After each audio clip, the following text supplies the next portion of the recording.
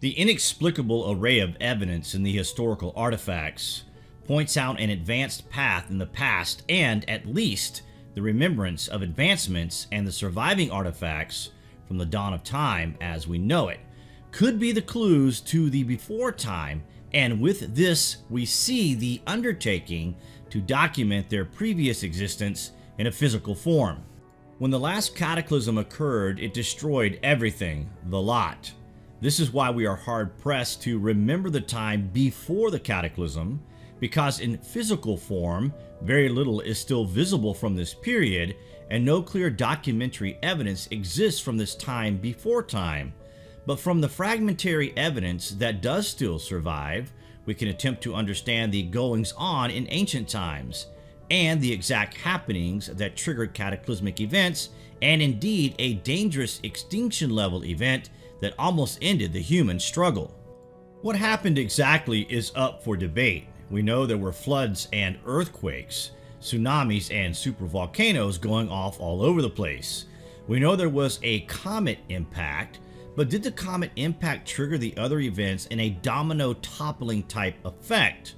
Was it a comet, or could this initial impact have been something else?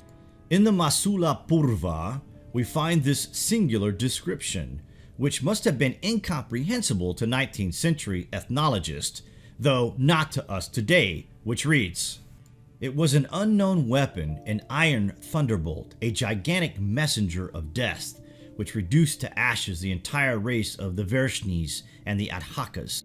The corpses were so burned as to be unrecognizable. Their hair and nails fell out. Pottery broke without any apparent cause, and the birds turned white. After a few hours, all foodstuffs were infected. The thunderbolt was reduced to a fine dust." And again, Kukra, flying on board a high-powered Vimana, hurled onto the triple city a single projectile charged with all the power of the universe.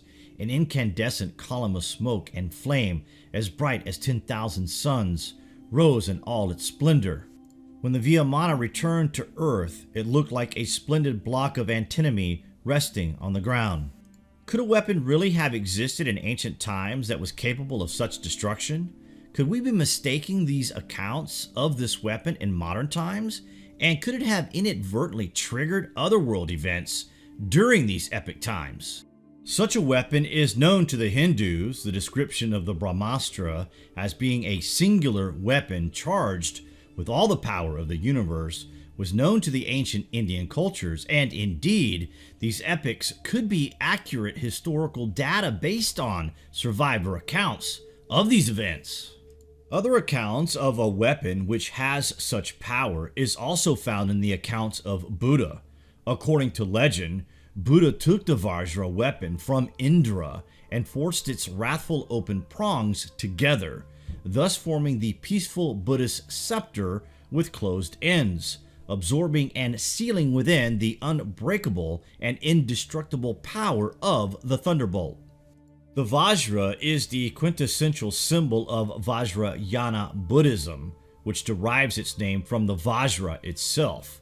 This is the supreme path of Buddhism, the Thunderbolt or Diamond Wisdom, seen both open and closed to represent the weapon having been used and being ready for use. The Dorje represents the highest spiritual power, that which is irresistible, invincible, indestructible, and inexhaustible, free from conflicting emotions.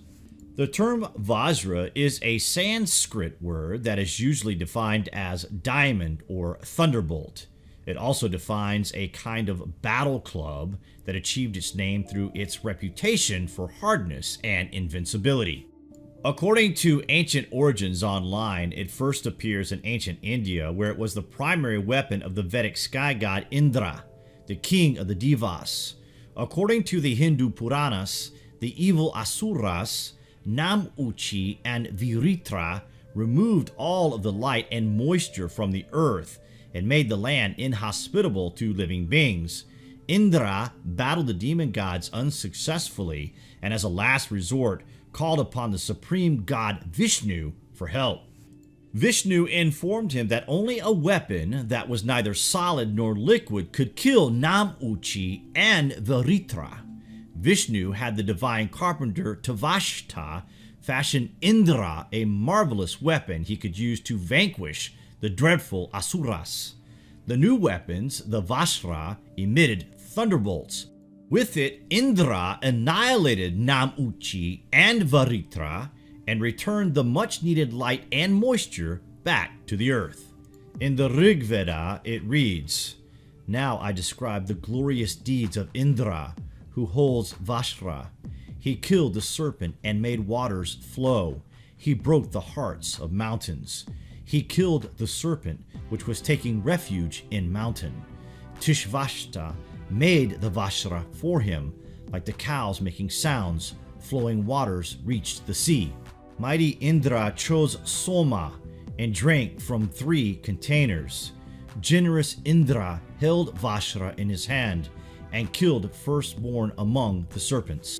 As a hurled weapon, the indestructible Thunderbolt blazed like a meteoric fireball across the heavens in a maelstrom of thunder, fire, and lightning. Maybe such a weapon from an advanced society, when described after the collapse of that society, could be mistaken for a comet strike. Maybe. Daiichi is a central character in Hinduism. Daiichi is primarily known for sacrificing his life so the Devas, or benevolent celestial beings, could make the weapon called Vajra from his bones. After being driven out from Svarga, or heaven, by the serpent king Vajra, the Devas needed a powerful weapon to aid their fight. By making the Vajra, made from the sage Daiichi's bones, the Devas defeated Asura and reclaimed heaven. The Vajra is made up of several parts.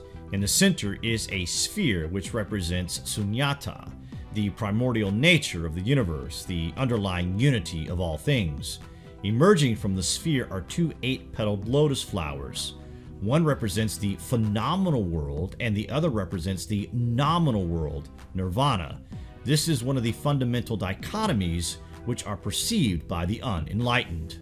Arranged equally around the mouth of the lotus are 2, 4, or 8 creatures which are called Makara. They are mythological half-fish, half-crocodile creatures made up of 2 or more animals, often representing the union of opposites or a harmonization of qualities that transcend our usual experience. From the mouths of the Makara come tongues which come together in a point. The 5-pronged Vajra with 4 Makara plus a central prong is the most commonly seen Vajra. This is an elaborate system of correspondence between the 5 elements of the nominal side of the Vajra and the phenomenal side. One important correspondence is between the 5 poisons with the 5 wisdoms. The 5 poisons are the mental states that observe the original purity of a being's mind, while the 5 wisdoms are the 5 most important aspects of the enlightened mind. Each of the 5 wisdoms is also associated with a Buddha figure.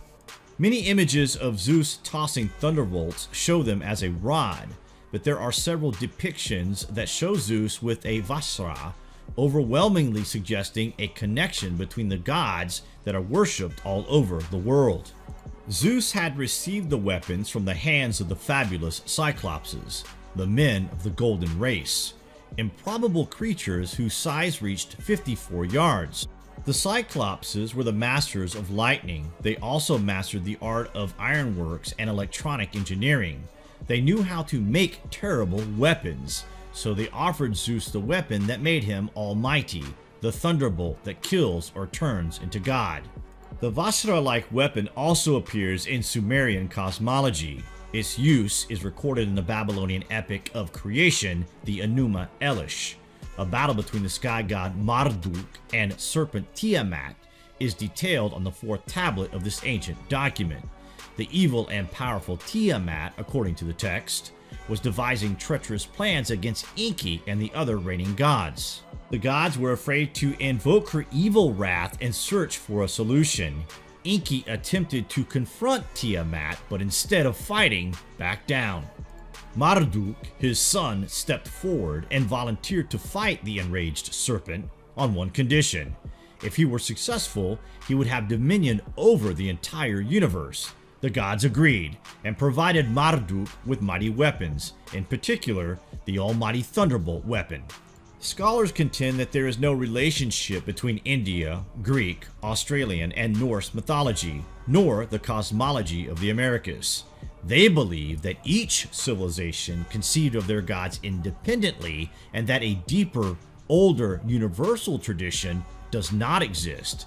If this were the case, then the foundation of these societies, their myths, traditions, beliefs, and iconography should be unique to them, their location, and their history.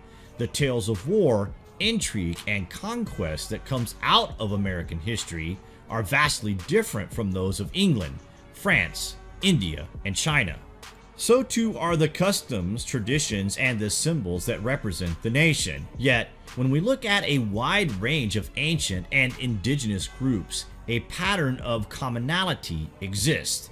Myths and symbols found in India readily appear in the oral and written descriptions of other cultures. They also appear in their artistic images. These representations seem to transcend time and location.